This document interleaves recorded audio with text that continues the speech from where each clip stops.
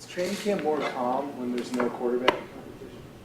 I don't think so. I think from outside perspective it is, because that's usually the easiest thing I think always people want to hear about the quarterbacks the most, and so when there's a quarterback battle, it usually dominates camp. So you don't have to deal with it as much, answering it every day. But I mean, even though there's not a big quarterback competition, there's always competition. Guys got to earn their jobs and play well, and so even when you don't think there's competition, there always is. Can you talk about how well Armstead and Lynch appear to be playing off the edge today?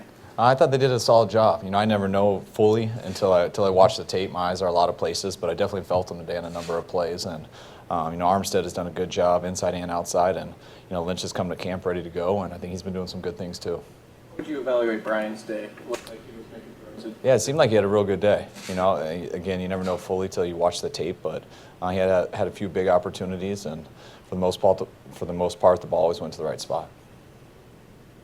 Foster's gotten his hands on a couple of balls already.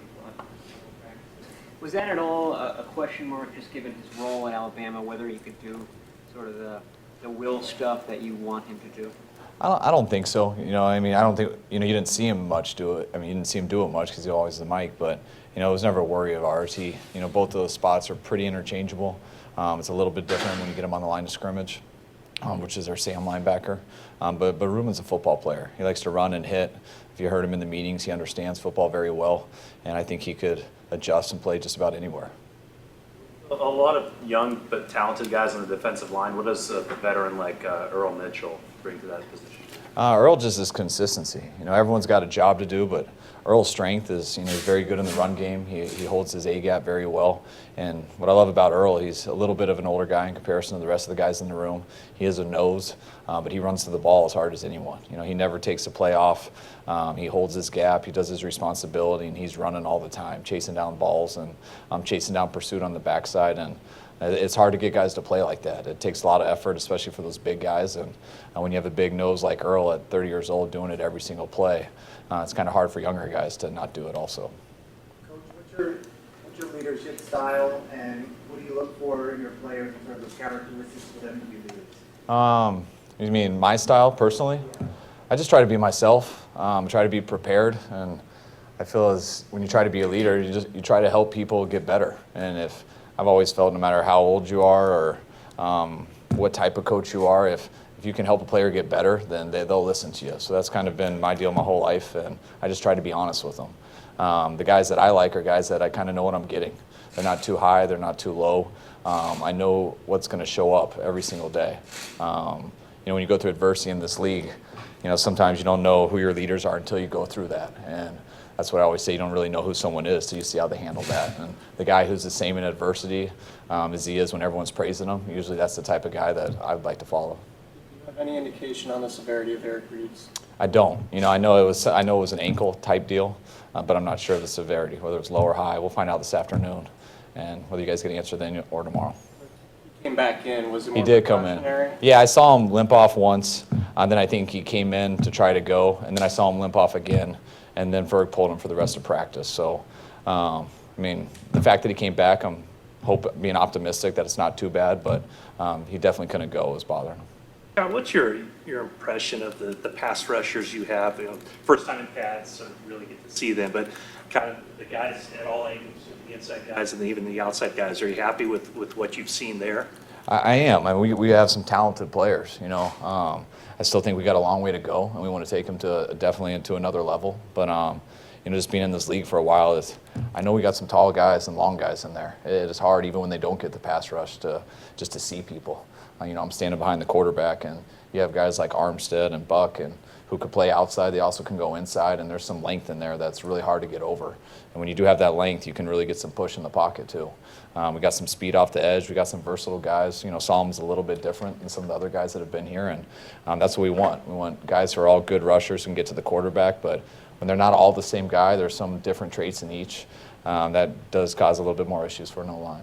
Where are you at your guard spot right now? Is it Garnett definitely looking at the left side, and is Fusco ahead on the right side right now? I think he's gotten more of the reps the last 3 days, but I want to say he's definitely ahead, and I want to say Josh has solidified the left side either. Those are discussions that we haven't had yet. we let them go. Obviously, we give the guys who are leading a little bit more reps than the others, but we kind of let it play itself out. Today was the first day in pads, so I'll be excited to go watch them today on the tape. But that's something that we don't have to judge too much early. I've found out a lot that you make some decisions early and it'll change the next week, and then it'll go back to how you originally felt a week later. So you take it all in and watch everything, and don't shortchange anyone. Give everyone an equal opportunity, and usually they make the decision easy for you because it plays out. But two guys playing good, it's a tough decision. That's something you always look forward to as a coach. One-on-ones between wide receivers and corners is the advantage in that situation with the wide receiver, and what are you trying to see from both sides there? You just want to see guys on an island compete, being aggressive, see how they play in bump coverage. It should be an advantage for the receivers because, sometimes if it takes a while for them to get open and they still get open, they look good in one-on-one. But in the game, the quarterback's been sacked 3 times before that, so they would never get the ball. So there's a fine line there that you want them to win in the timing of the play. Sometimes they take too long, and you're definitely going to hear it from the DBs because they know they have a pass rush in the game. But it's nice to just put people out there and see how they handle the pressure, see if they can compete and not hold. There's a fine line to holding in this game because it's just like in the NBA, you got to foul a little bit. You got to figure out that medium area where you can do a little bit of both. And one-on-one, you kind of get to see the competitors and all those guys. In particular, turn your head today? I was more down with the O-line, D-line. So, I came over there for just a couple routes, but I save that for the tape. John Lynch said on the radio the other day, he was talking about Carlos Hyde, and he thought at some point during the offseason, he kind of flipped the switch as far as his commitment level. He thought maybe Bobby Turner would do that. Did you kind of see the same thing? Or yeah, definitely. I think I think it's been easy to see. Not just for the coaches. I think his teammates also.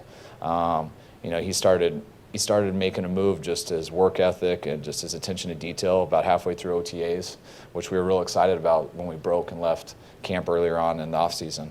And then coming back 5 weeks later and be able to see him, he's even taken it to another level. I can tell he's put in the work, and it's given himself a chance to have a good season. Ask you about your. I've been here a couple of days, but having missed that time in the seeing that he's retained and learned things on his own that he's been able to translate to the field. It's still early to say, but I know Solomon's been working, and I know you can tell he can do it all on the board, and you can't just do that unless you've been studying it hard. But studying it doesn't do it. Gives you a chance to get better on the field, but you got to go through it. You can't think when that ball is snapped. We move a lot. It changes his responsibilities every time a tight end crosses the center, and you think in the heat of battle, it takes reps, and so I'm glad to have him out here. He's going to have the time to get those reps, but definitely behind the 8 ball, missing that time. But I'm confident he'll get there. I know you had limits on when you can talk to him and you can't talk to him face-to-face back then. Did you personally, or was it mostly just Coach Scanina? It was mostly Coach Scanina, yeah, because I forget the exact rules. They were allowed to FaceTime at a certain time at night, and it's real confusing. But we did as much as we could.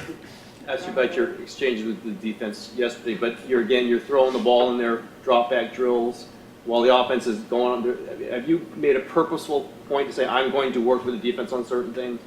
Yes, it happened kind of naturally. I usually just go over there to watch and listen and to see what they're doing, because anytime I can get a chance to get away from the offense and see how they're being coached and go through their checks, I get to evaluate the scheme, the players, and the coaches. So I think it helps for me to be over there. And then the part of me playing quarterback, that's like my favorite part of being head coach. I just watched Bobby Slowick do it for a while, and I thought it'd be more fun for me to do it since I know what the quarterbacks are doing at least. So it's fun for me to try to go to the right spots, and I've learned some of the stuff I ask quarterbacks to do is a little harder than I thought.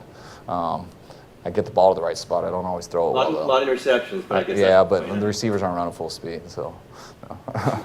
We've seen Jimmy running around a little bit. Do you guys have like a target date for him coming back? I think anytime it's a hamstring, we were hoping around the Denver time, but we're not sure. Hamstrings, everybody heals different. I've had some guys with hamstrings that's less than a week, and some guys it goes to 8 weeks. You never know. That's where I would hope, but I know Jimmy's doing everything he can to come back as quick as possible, and when he's ready, I know he'll be back. Speaking of Denver, how many days will you guys practice with them? 2. And that's before? Before we play him? Yes. I think that week. 16th and 17th. We play on a Friday, right?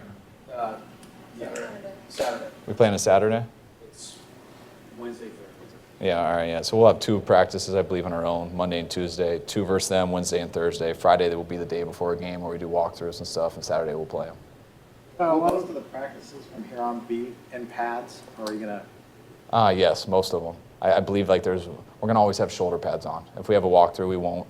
And we always have walkthroughs in the afternoon. Day before a game, I don't plan on going pads. You know, I want to say there's not a time in camp where we have more than 4 straight practices in a row. So the kind of the days off with the travel times and the games, it kind of takes care of itself. I can't remember. I have it planned out. I don't think blitz pickups tomorrow. I think it's when we get back from our day off. A lot of receivers don't relish running over the middle, but Garcon seems to kind of make his living there. Is he unique as far as that's concerned, and kind of what that takes? Yeah, that's why that's why I like Pierre. You can count on him. You know what you're going to get. I mean, no matter what kind of mood Pierre's in or what's going on, you know when that ball snaps and the football's in the air, Pierre's going to do whatever he can to go for it, and he's going to compete as hard as anyone. The game's not too big for him, and he's going to fight you. And I think anytime you have receivers with that type of mentality, I think it really adds to the mentality of your whole offense.